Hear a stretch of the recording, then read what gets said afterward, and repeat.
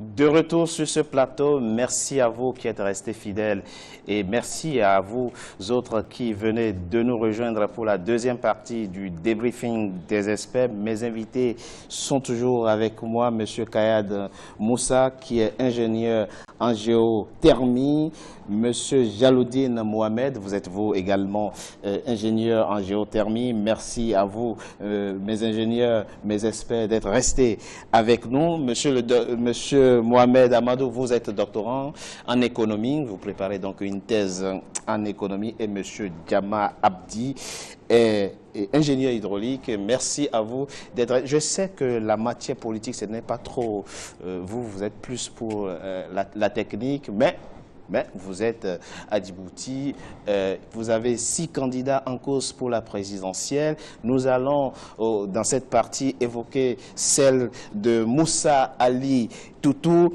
Il n'a pas fait de grands meetings, il dit ne pas en avoir les moyens. Il a préféré faire le porte-à-porte où il peut, il se dit engagé dans une course inégale et il appelle ses concitoyens à voter massivement pour lui. Qui est Mohamed Moussa Ali Toutou et que propose-t-il concrètement aux Djiboutiens? Élément de réponse dans ce sujet signé Olive Adjakotan. Ali Mohamed Moussa Tourtour veut une nouvelle gouvernance dans son pays, le Djibouti. Candidat à la présidentielle du 8 avril 2016, ses priorités sont la relance économique, la lutte contre la corruption. Aussi, cet économiste de formation, s'il est élu, misera sur la formation professionnelle pour plus d'emplois pour les jeunes. Les meilleurs conseillers seront des jeunes. Il n'y a que les jeunes qui peuvent exprimer de façon très claire les desiderata de leur classe. C'est une jeunesse désœuvrée, elles sont diplômées, elles n'ont pas d'emploi. Ce sont des Indiens, des Chinois, des Philippins et des Brésiliens qui ont leur place, qui ont leur emploi. La jeunesse djiboutienne aura. Je ferai tout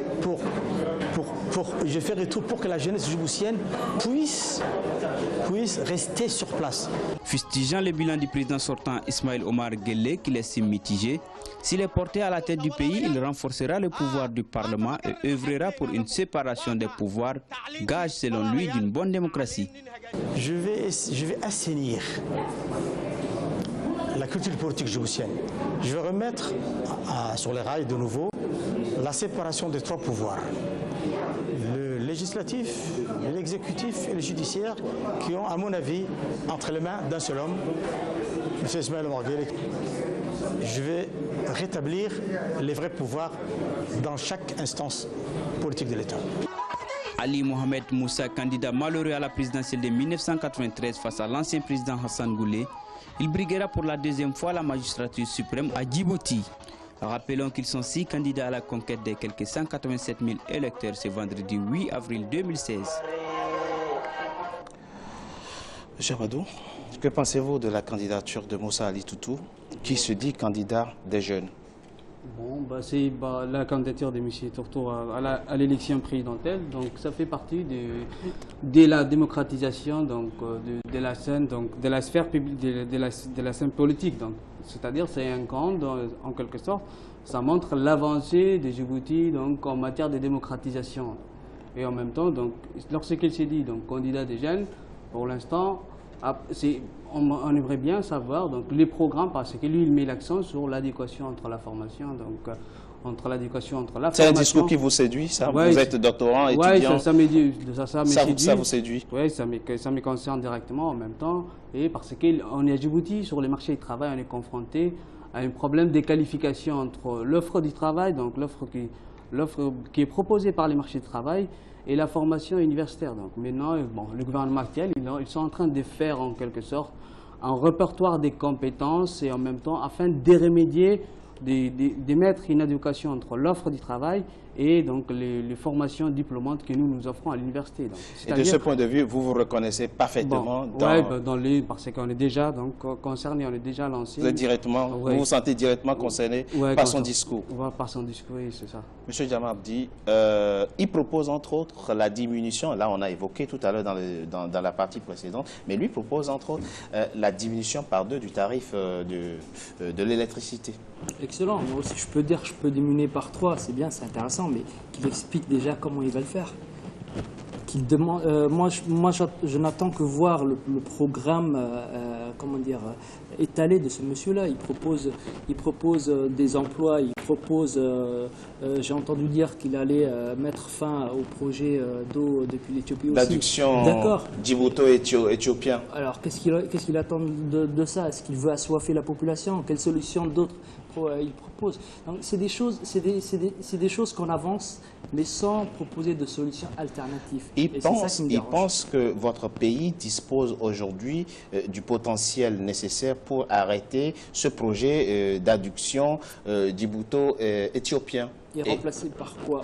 Remplacé par, entre autres, ce que le directeur de l'ONAD a proposé ici, les 3 projets que vous avez initiés, par exemple, où à terme, vous pouvez parvenir à 120 MW pour couvrir l'ensemble des besoins de la population. Lui pense qu'il ne faut pas perdre de temps, qu'il faut tout de suite commencer et arrêter cette dépendance vis-à-vis de l'Éthiopie. Oui, en même temps, ça demande de grosses infrastructures, mais à court terme, dans l'urgence, l'Éthiopie était là pour proposer une solution immédiate.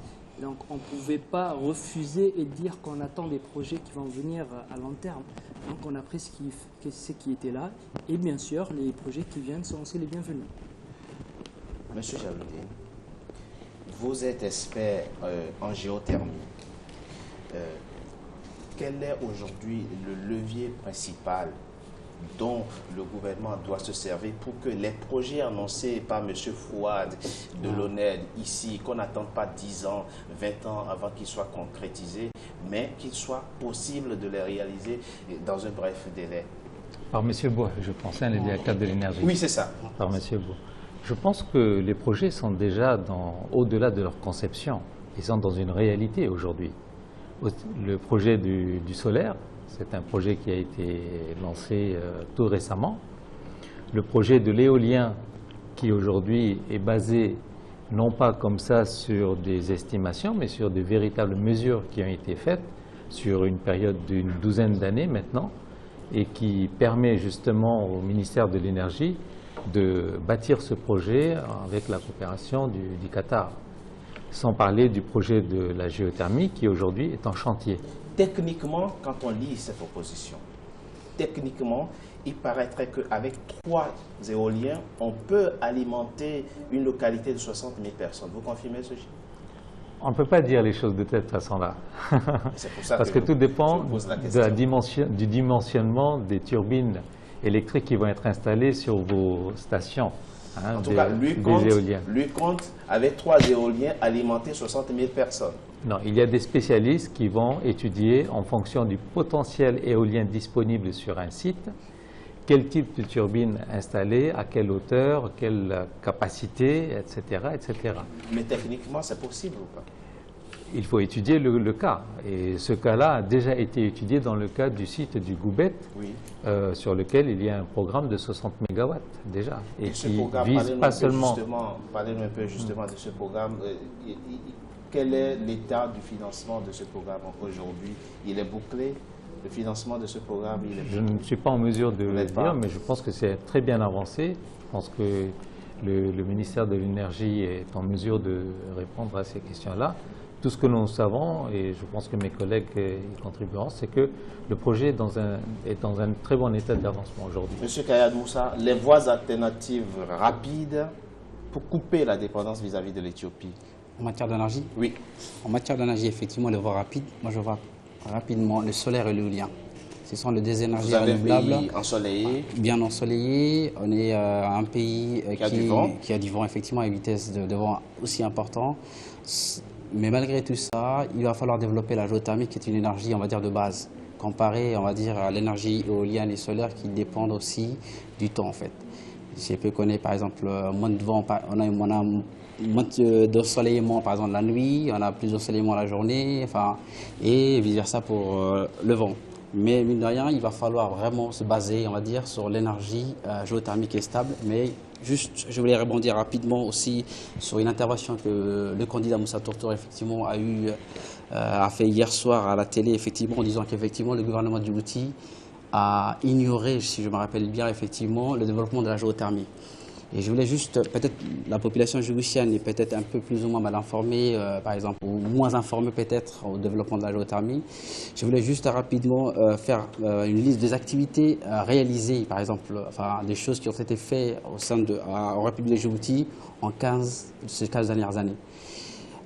Pour la première fois de l'histoire de Djibouti, nous disposons d'une équipe effectivement opérationnelle et capable de réaliser ce qu'on appelle les études de surface en matière de géothermie, identifier un site, réaliser les études géologiques, géophysiques, géochimiques, finaliser, on va dire, le well setting, c'est-à-dire les différents points qu'on va réaliser pour les forages. Nous avons, grâce au soutien du gouvernement, effectivement, des foreuses qui sont mobilisées. Déjà, la première foreuse qui va arriver d'ici la fin du mois, une autre grande foreuse qui va arriver peut-être d'ici la fin de l'année, effectivement, pour confirmer les ressources géothermiques que nous disposons actuellement. Confirmer. Pour confirmer les ressources, exactement. Voilà, on confirme les ressources parce qu'en fait, on a différentes phases. Il y a la partie exploration, on identifie le site. Et il y a la partie confirmation qui est la partie forage, parce qu'on n'est jamais sûr avec les études qu'on est en train de réaliser. Il faut la partie, on va dire, forage qui va nous permettre de confirmer si nous disposons des ressources et combien nous avons au sous-sol, que ce soit le lac Assal, le lac Abbé, le Nord Goubet, ou Obok, ou Arta. Donc, nous avons aussi, effectivement, Jaloudine va le confirmer, effectivement, des grands laboratoires uniques en Afrique de l'Est, dans les pays Rift, des laboratoires en géochimie, en géothermie en général, mais spécialisés dans le domaine de géochimie, c'est-à-dire tout ce qui est analyse géochimique. Nous disposons des matériels d'acquisition du sous-sol, c'est-à-dire des matériels capables d'imager le sous-sol de 0 jusqu'à 7 km de profondeur, ce qu'on appelle les matériels MT et TDM, qui nous permettent un peu d'avoir une idée un peu des différentes résistivités qu'on a dans le sous-sol et qui nous aident rapidement à localiser ces forages-là. En gros, pour dire qu'effectivement, nous avons eu des moyens considérables pour exploiter ces ressources. Et aujourd'hui, je pense que Djibouti est en phase même de confirmer ses propres ressources géothermiques qui datent des années 70. Alors, sortons un peu de la technicité de ce débat et abordons pour les dernières minutes que nous avons encore pour cette deuxième partie l'aspect politique de son programme et de ce qu'il dit. On l'a reçu il n'y a pas très longtemps, effectivement. Il nous a dit tout le bien qu'il pensait du président Ismaël Omar Guelleh. Seulement, il ajoute que le président de la République est entouré de ceux qu'il appelle des corbeaux sans bec, mais qui ont des molaires suffisamment durs pour broyer les biens publics. Est-ce que vous avez, vous, le même regard sur l'entourage du président de la République? Monsieur Djama Abdi? Je n'ai rien à dire sur ça. Le président a mis sur pied une institution qui a aidé justement le président à aboutir à ses objectifs. Donc moi, je pense que le gouvernement que le président a mis sur pied est un gouvernement qui tient bien ses promesses. Que pensez-vous de la classe politique djiboutienne? La classe politique djiboutienne est en train de se rajeunir si on regarde un peu la composante des différents ministères. Donc, ce sont des gens on a de plus en plus donc la plupart des dirigeants politiques qu'on a maintenant, donc ce sont des gens un peu, donc par rapport aux années antérieures, si on les compare, ce sont des gens qui sont éduqués, qui ont une formation académique bien poussée par rapport aux années antérieures. Et bon, en même temps, donc si je rebondis sur ce que vous avez rapporté, les discours rapportés des Tourtour, bon, il y a beaucoup de... Bon, les présidents de la République ont mis l'accent sur la bonne gouvernance, parce qu'il y a même une cellule anticorruption qui a été mise en place récemment pour renforcer, donc, en quelque sorte, le contrôle, l'accès aux biens publics, les dépenses, c'est-à-dire en quelque sorte, c'est avoir en quelque sorte comment les biens publics sont utilisés. Parce que les citoyens, ce sont des contribuables, c'est eux qui payent. Après, il faut qu'il y ait une contrepartie. Les contreparties, c'est les services publics. Et s'il n'y a pas les services publics, à ce moment-là, on parle si les services publics. Les services publics, il faut qu'il y ait une continuité donc, pour les usagers. S'il n'y a pas une continuité des services publics, à ce moment-là... Votre avis à vous sur la question? Sur la question, je crois qu'il y a des efforts à faire, mais pour l'instant, il y a des efforts à réaliser. Et sur ce point-là, mais pour l'instant, on peut dire que le président est entouré des gens qui vont réaliser donc, les souhaits de la population, qui vont arriver donc, Monsieur Moussa, je sais que vous parlez plus géothermie que politique, mais votre avis sur votre regard sur la classe politique djiboutienne. En fait, en réponse à ce qu'a dit le candidat Moussa Toutou, dont nous avons vu le portrait. Personnellement, comme vous l'avez dit, on n'est pas de politiciens et les débats politiques, vraiment, on est du second, on va dire. Mais ce que je voulais dire, c'est qu'on a une culture à Djibouti et une religion, en fait, qui nous interdit complètement les allégations gratuites, c'est-à-dire insulter gratuitement les gens sans preuve.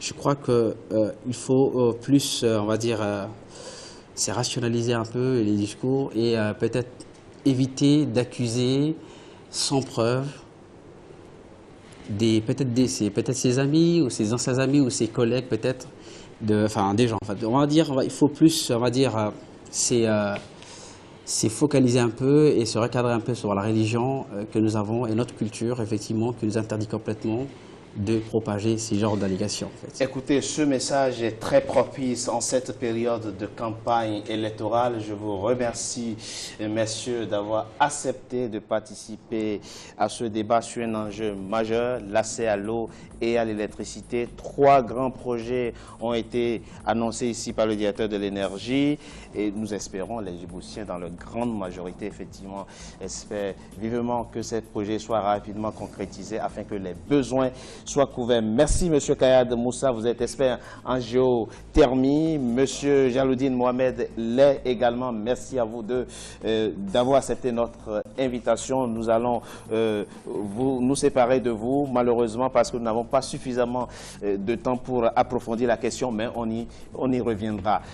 Alors, vous deux, vous restez avec moi pour la 3e partie, s'il vous plaît, qui sera consacrée à la question de l'observation des scrutins par les observateurs internationaux. Nous marquons une courte pause. On se retrouve dans quelques instants pour la 3e partie du débriefing des experts. À tout de suite.